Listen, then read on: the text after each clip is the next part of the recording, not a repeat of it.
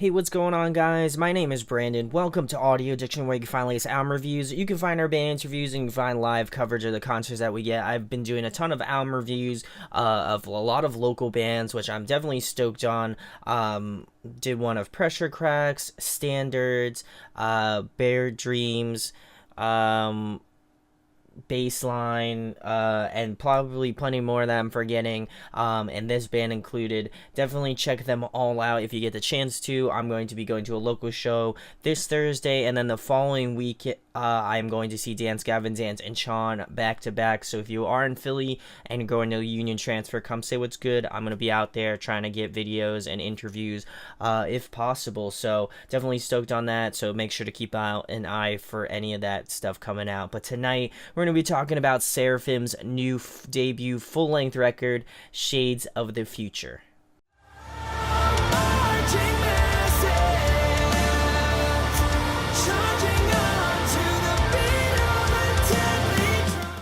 Oh, I actually found out about this band a while ago. I found out about him through Lee, their guitar player's YouTube channel.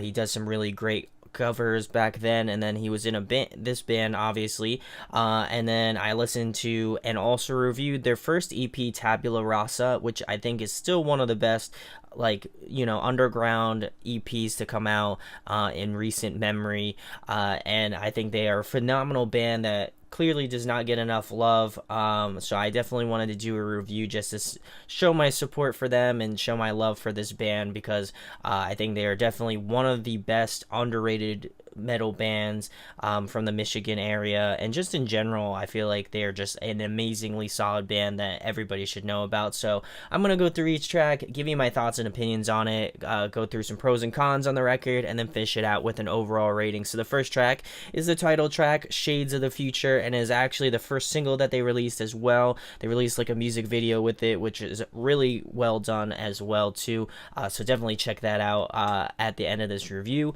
But I dig this sort of soft intro with the piano and the sort of softer vocals from Jordan.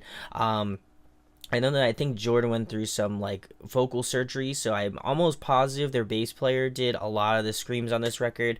If you guys want to if you're watching this and you want to clarify, let them know in the comments. But I really appreciate that they didn't kind of give up on the whole like screaming heaviness, which is really great, and I think that it lends itself well into this song. But getting back to Jordan's vocals, they have this sort of glassy ambient sort of vibe to them that really fits the motif of the intro. It has this really cool build to it with the violin and the orchestra just backing the vocals. I thought that was really a cool additive that they put into this song, and then I think there's a few other songs that they definitely include that in, which is definitely nice. And then the song kind of really kicks into its stride at the minute and 30-second mark, and then the screams just really have this awesome cut to it. The range is really diverse, anything from those lower sort of like guttural almost sounding screams to the really high like Fry screams, and I attribute his range very similarly to Garrison of X Era. I think that he has just as much, if not the same sort of range as Garrison does, and I think that is really great. I think it's a great opener track. I think it's one of the weaker tracks. I wouldn't say it's a terrible track, but it's definitely one kind of a little bit lower on the tier list in terms of better songs, but I think overall like the record is I'll get into it a little bit later. So we're gonna move into track number 2, which is False Sovereign. This one definitely has a strong I Am an Abomination vibe to it, which is another one of my favorite bands, so I definitely got that sort of inkling and sort of sound from this song, especially instrumentally. I feel like it's very influenced by that band. It has that really progressive sort of metalcore sound that, I feel like a lot of bands kind of shy away from, and I feel like this band definitely fits that vibe well and does it very well too. The song has a great mix of screens to cleans in terms of ratio, which makes the song really fluid. I think that the transitions between the two just go very well, and it's almost like a kind of back and forth, like a ping pong sort of match, which I definitely appreciate. Just the vocal diversity really makes the song unique. I also feel like it has some really great melody lines that Jordan was able to come up with, and this song absolutely got stuck in my head after multiple listens, which is really sick. So we're gonna move into track number 3, which is Plague View. This one feels the most familiar, excluding another song that I'll get further into that has that sort of vibe of their previous record, Tabula Rasa. I think that one definitely this one definitely speaks to that sort of vibe of the album, and just kind of playing to what people know them to sound like. The vocals definitely stand out a lot in this song and soar well above the instrumentals. They're absolutely some of my favorite parts in this song. There's this really cool guitar solo that lead adds in at 2 minutes and 10 seconds to around the 3-minute mark. I appreciate this sort of softer bridge to complement and highlight the awesome solo that Lee does. I think he's a phenomenal guitar player, and I loved his just take on that sort of solo in this track in particular. So we're gonna move into track number 4, which is Blood of the Martyrs. This one has an amazing groove to it, bounce to it. I really appreciate the vocal grit and the cleans from Jordan. I like that he kind of has that little tinge to it. I think it really works out in this song. The build up was really cool, and it adds this real cool ethereal ambient vibe, much like in Shades of the Future. I think that they kind of play off very well with each other. There's this really cool heaviness to the track, highlighted even further in the sort of bridge slash breakdown at the 1 minute and 55-second mark to around the 2 minutes and 10-second mark. I think it's really phenomenal, and I really felt like that part stuck out to me the most. I found myself really singing along to Jordan. His cleans are fantastic and really memorable in this track, and easily one of my favorite tracks off the record. It kind of combines a lot of great elements of melody in there, but also doesn't stray away from being really heavy and in your face. We're gonna move into track number 5, which is Wormwood. That tongue twister, I don't know, but whatever. This one also has a lot of vibes of Tabula Rasa, and I think that this one has some really great breath to it as well. It has a defined groove to it, but also there's a lot of space to the track where you can really kind of break out and hear a lot of different things, and I definitely appreciate that. The instrumentation feels like very much at the forefront of this song, and just the subtle sort of tempo changes were really cool. Probably the most interesting tempo change was at the 2 minutes and 5-second mark to the 2 minutes and 43-second mark. I thought it was really cool, and is definitely an underrated sort of breakdown on this record. I think just the shift in tempo really made that song unique to me, and one of those songs that when I'm listening to it, I'm like, that's Wormwood without a doubt. Like, I had no question that I was like halfway through the album, which is really cool, and really unique to this song in particular. So we're gonna move into track number 6, which is Grave Seekers. I'm really digging this sort of echoing of the screams and cleans. I feel like they just kind of layered the vocals on top of each other, whether it be the screams and the cleans together in the intro, and I thought it really made a unique vibe to the song. The first verse has this very much of a genty sort of progressive vibe to it, very reminiscent of Tesseract. In my opinion, that was something that I really picked out, and it was like, this definitely has that sort of Tesseract, genty sort of vibe to it. But I feel like it culminates in the chorus. That is definitely the highlight of the song. Another track that is easily one of my favorites. It has an amazing groove to it, and just also great melodies to go along with the song. The screaming is absolutely excellent. It's definitely one of those high points in this song, and it's something just strong in the entire song that really was like, okay, this is, it just feels like it stands out in a really great way. From just great lows to highs, you get some amazing screaming on this track, along with, again, Jordan's amazing vocal range, as if I haven't just fanboyed enough about it already. So we're gonna move into track number 7, which is Unmask the Enemy. This one has probably my favorite intro off the entire record. It has this awesome orchestration behind it, but other than that, I feel like it is a really well structured song, and just solid in general. I feel like it is a little bit lacking too. If it didn't have that cool sort of orchestral backing to it, I feel like it would just kind of be a little bit lackluster. It's a very safe song. It's pretty straightforward, but otherwise I think it is a solid all around track. It has a little bit more rhythmic patterns to it, just in terms of the guitar and just the instrumentation feels a little bit more rhythmic than previous tracks have. But other than that, I think it's just pretty straightforward. It's what you expect, but kind of at maybe a little bit of a lower level. So we're gonna move into track number 8, which is Acts of Treachery. This one took me by surprise. I think it is really, really sick. It has this dark and menacing tone to it that almost mimics like deathcore and like death metal sorts of vibes to it.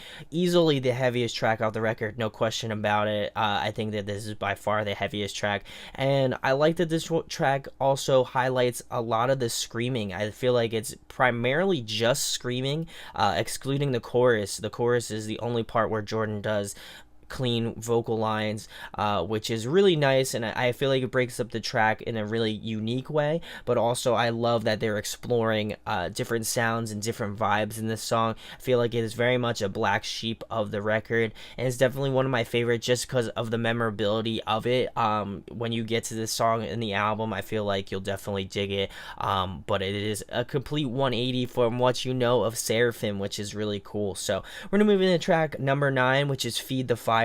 This one has this sort of era vibe to it, very much in the time frame of, or era, no pun intended, augment album cycle. I think that was really cool, especially instrumentally. It has that sort of Brian Hood flair to it. I love the elements of this song. I really feel like they really add this lovely space and just lush vibes to the track. The cleans definitely shine the most.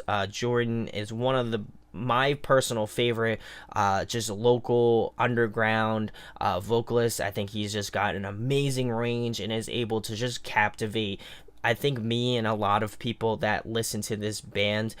Easily one of his best vocal performances off the record, without a doubt, and it also has that sort of novelist vibe to it as well. There's another great solo from Lee at the 3 minutes and 35-second mark to around the 4-minute mark, and the gang vocals and the kind of soloed out vocals at the end were really cool and just, again, unexpected, but it really works super well on this track. I think it's just structured super well, and it flows even better than a lot of the other tracks off the record so far. So we're gonna move into track number 10, the last track, Harbinger. This one also has a strong era vibe to it, again, much in the augment era of era. I said era twice, but you know which era's era. Anyway, this song really definitely culminates the best of what the record has. It has every sort of element that you would expect from Seraphim, but just at that like level 10. It's so good. Literally loved everything about this song, just from the instrumentation, from the screaming, the singing, the structure. I think it flows super well, and it's just them at like over 9,000. I think that they really peaked on this track. You can feel the passion, the heart in this song, and it's absolutely beautiful. I think they really created a really great track that highlights every aspect of their band, and I think it couldn't have been better. They couldn't have ended the record in a better way, and it's just, again, if I hadn't fanboyed enough about this track, it's easily one of my favorites off the entire record. I think it is by far the best track off the entire record. Maybe Feed the Fire and Acts of Treachery are probably the close seconds, but definitely Harbinger is probably the best track off the record, period. So we're gonna go through some pros and cons. Some pros: screaming cleans phenomenal. I think that there is a great amount of range and variety. It doesn't feel very much pigeonholed. There's got some, lower screams, you got some middle screams, you got some high screams. Clean wise, you got some really great melodic runs, you got a little bit of grit here and there, that really adds a lot to the tracks. But I think it really has the best in terms of instrumentation too. Lee's a phenomenal guitar writer. I can't remember the other guitar player. If I can remember, I'll flash the name across my face, but he's phenomenal too, holding down the rhythm section. I think it's just really phenomenal, and it really combines a lot of the best elements that I've heard from any local or signed band in a long time. Especially in that sort of progressive metalcore realm. I think that they do a phenomenal job with this. Very honed in to their sound. They know what they're getting, and they give you a little bit of bones here and there with some like tracks like Acts of Treachery or like Wormwood that are just kind of out of the box but still very much Seraphim related. It's got really great groove, from anything from groovy tracks to almost deathcore-y sorts of vibes. There's a lot of variety. One of the best underground bands. I think that they don't get enough love, and I think it was an amazing, if not way past my expectations of Tabula Rasa. I think it's absolutely near perfection, and is definitely an album of the year contender for me, period. I think that it is solid from front to back, and I can listen to this album easily from front to back, no problem. So my overall rating for Seraphim's Shades of the Future, I'm going to be giving it a massive 9.8 out of 10. It's so good. Go pick it up. If you live out in Michigan, go say what's up to them. I think they're doing a few release shows, and then they'll be posting the CDs online. Please, Seraphim, I will put it up as soon as possible. I swear to God, I will buy it immediately. I would love to have it in my collection. I think it is a phenomenal record, and if you haven't checked out this band, please check the description. Go check out Seraphim, a completely underrated metalcore band from Michigan. Amazing stuff. I can't wait to hear more in the future. If you enjoyed this review and you have some thoughts on it, let me know in the comments what you think about it. Do you agree with me? Do you disagree? I'd love to know your thoughts and opinions on this record. It's out. It came out last Friday, or this past Friday, so definitely go pick it up. It's on iTunes. It's also on Spotify, so go stream it, and go support this band. If there was one band amongst many bands that I support, I think that this one is definitely one of my favorites and one that I will be looking out for in 2018. I hope that they come out to the East Coast. That would be insane. So guys, if you're watching this, East Coast, hopefully real soon, I'd love to see how you guys do it live. So if you enjoyed this review, hit that subscribe button, share it around, and hit that like button. It really does go a long way. Thank you guys so much for your support. And if you want to enter into the 1K giveaway, I will post a link to our update video and how you can win and get some sick prizes if you feel so inclined to enter. So my name is Brandon. We hope you got your fix, and we'll be talking with you soon. Peace. Hey guys, hope you enjoyed the video. Thanks for watching. Of course, if you enjoy what we do, make sure to go check out the other series we do. We do album reviews, we do band interviews, and we do live videos, so definitely go check that out. Hit that subscribe button. It really helps our channel, helps us grow. Make sure to hit that like button as well. Go follow us on social media. That's all down below. We try to keep that as updated as possible. We also made a new website where we'll be posting photos of upcoming concerts and stuff like that, which you can go check out at audioaddictionmedia.com, and come get your fix with us, guys. Talk to you later. Deuces.